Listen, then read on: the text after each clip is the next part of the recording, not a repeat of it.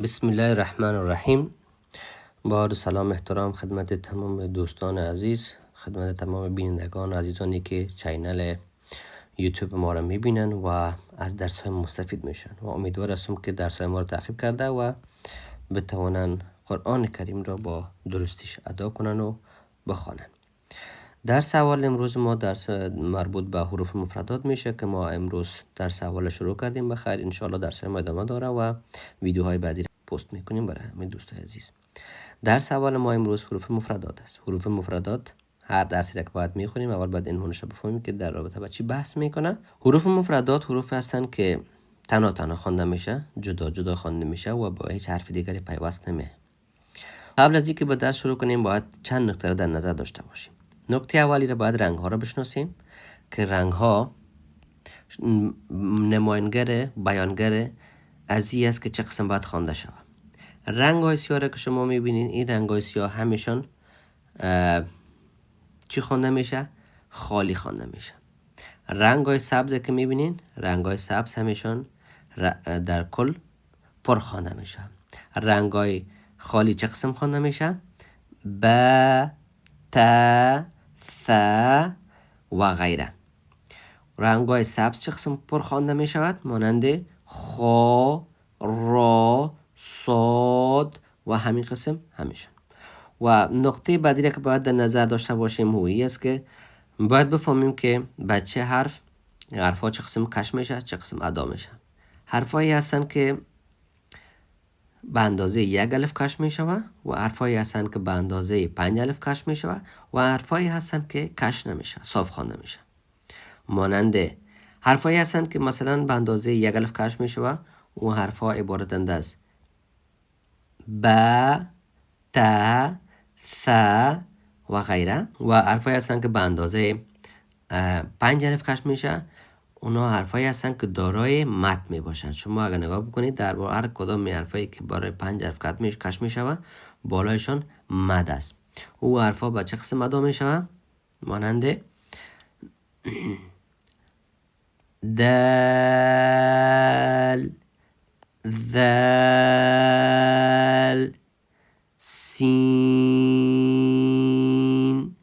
و غیره. همین قسم همیشون به حرف بر اندازه 5 حرف کش می شوند در صورتی که دارای مد باشند. بالای هر کدام حرف مد وجود داشته. شما اگر نگاه بکنید اینجا بالای جیم حرف مد است، بالای ذل حرف مد است، بالای دل هم حرف مد است. حرف مد وقتی که باشه شما باید حرفا را به اندازه 5 حرف کش بکنید.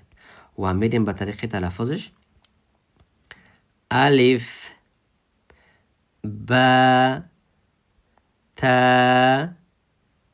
ث، جیم، ح، ح گلونه باید فشار بتین، خو، دال، دال، ذال، را، ز، سین، شین، صاد،